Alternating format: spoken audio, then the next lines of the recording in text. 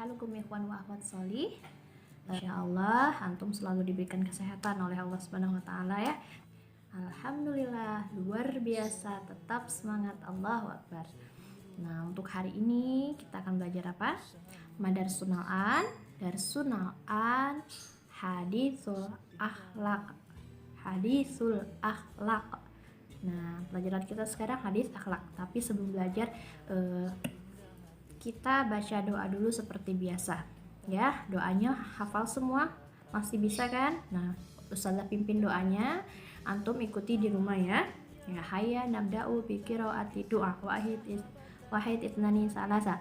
A'udzu billahi minasyaitonir rajim. Bismillahirrahmanirrahim. Allahumma anfa'na bima 'allamtana wa 'allimna ma yanfa'una wa zidna 'ilman nafi'a bi rahmatika ya arhamar rahimin.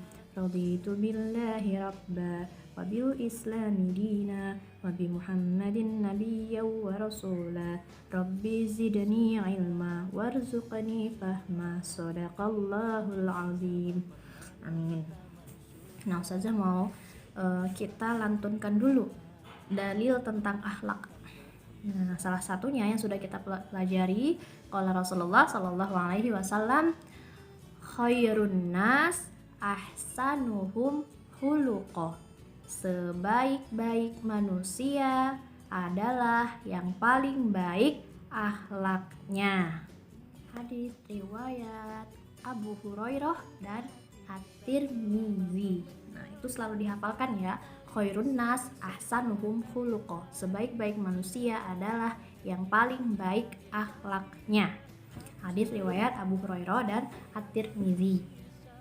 Nah, untuk selanjutnya silahkan antum simak pembelajarannya melalui video yang saat ini. Setelah ini akan ada tayangannya, akan Ustazah share. Dan tolong dipelajari di rumah. Dan yang belum mengumpulkan tugas yang minggu kemarin, mohon dikerjakan dan dikumpulkan ya, karena akan Ustazah rekap nilainya, kemudian nanti akan Ustazah letakkan di nilai rapot UTS ulangan tengah semester. Siap-siap ya. Adab memasuki ruangan atau kamar orang tua. Nah, anak-anak sholih, ternyata tidak hanya masuk rumah atau ruangan orang lain loh yang punya adab-adab dan kita harus izin, tetapi masuk ke kamar orang tua kita sendiri juga kita harus izin dan punya adabnya juga.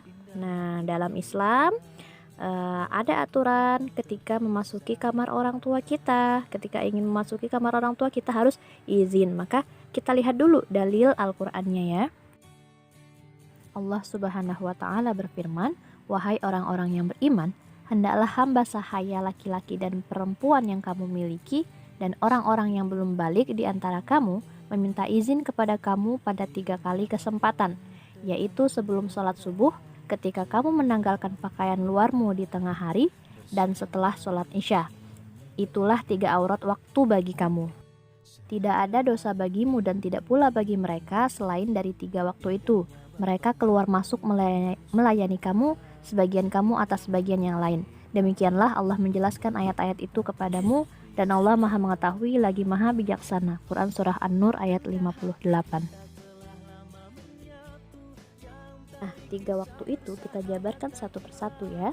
Yang pertama, sebelum sholat subuh. Pada waktu ini, orang tua masih dalam keadaan tidur. Ada kemungkinan aurat mereka terbuka sehingga tidak layak dilihat anak. Nah, jadi maksud sebelum sholat subuh ini adalah ketika setelah isya sampai sebelum subuh intinya.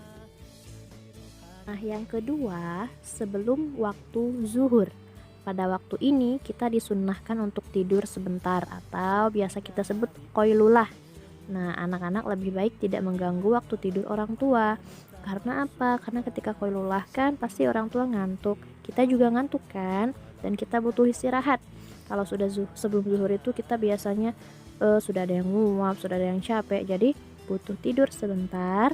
Begitu juga dengan orang tua kita. Jadi berilah waktu untuk istirahat ketika qailulah. Nah, yang ketiga setelah isya. waktu dimana biasanya orang tua sedang bersiap-siap untuk tidur. Nah, ini di malam hari nih. Jadi setelah Isya dan orang tua sudah siap-siap untuk tidur, ada baiknya kita istirahat juga sama seperti orang tua yang mau istirahat dan tidak mengganggu orang tua kecuali ada keperluan penting. Nah, maka adab-adabnya ketika kita ingin memasuki kamar orang tua pada waktu tersebut, kita harus minta izin lebih dulu sebelum masuk. Nah, ketika ingin memasuki kamar orang tua karena urusan penting, harus dengan aturan atau adab sebagai berikut. Yang pertama, mengucapkan salam atau mengetuk pintu sebanyak 3 kali. Yang kedua, memanggil atau bersuara tidak dengan berteriak. Yang ketiga, berdiri di samping pintu, samping sebelah kanan atau sebelah kiri juga boleh, asal tidak di depan, pas-pas depan pintunya ya. Jadi anak-anak solih, ayo kita membiasakan untuk selalu izin terlebih dahulu jika ingin memasuki ruangan atau daerah orang lain, daerah yang itu bukan daerah pribadi kita, entah itu kamar kakak kita, kamar adik kita, kamar orang tua, kemudian ruang guru, ruang kelas milik bersama, apalagi rumah orang lain.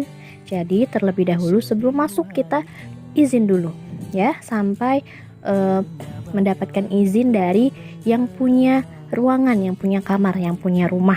Agar apa? Agar akhlak kita, adab kita terjaga sebagai seorang muslim, sebagai seorang manusia. Jadi apa-apa yang menjadi privasi atau hal-hal yang bersifat pribadi untuk orang lain itu bisa terjaga, tidak terlihat oleh kita. Contohnya aurat, agar kita tidak terlihat aurat orang, atau agar kita tidak terlihat harta benda yang berharga milik orang. Jadi orang merasa aman, merasa bahwa kita tidak mengganggu, dan adab kita baik, orang jadi merasa senang. Begitu juga dengan orang tua jadi merasa senang, Allah dan Rasul juga merasa senang. Kita menjadi manusia yang menjaga perilaku sesuai dengan yang dicontohkan oleh Rasulullah. Rasulullah manusia yang sangat sopan, kemudian manusia yang sangat ramah gitu, manusia yang sangat rendah hati. Nah, kita mau mencontoh Rasulullah kan, supaya nanti di surga bertemu dengan Rasulullah. Amin. Nah, Ustazah mohon dipelajari, yang sudah belajar, yang sudah melihat video hari ini, absen di kolom komentar. Oke, di absen di situ. Ustazah, Ana sudah menyimak siapa namanya situ. Nanti akan Ustazah cek, akan Ustazah like, dan akan Ustazah masukkan ke absensi hari ini. Oke, solih dan solihah. Baiklah, kita tutup dengan melafazkan istighfar 3 kali, doa penutup majelis, dan hamdalah. Astagfirullahaladzim, astagfirullahaladzim, astagfirullahaladzim. Subhanakallahumma wa bihamdika asyhadu an la ilaha illa anta astaghfiruka wa atubu ilaik. Alhamdulillahi rabbil alamin. Akhirul kalam, billahi taufiq wal hidayah. Assalamualaikum warahmatullahi wabarakatuh. Assalamualaikum.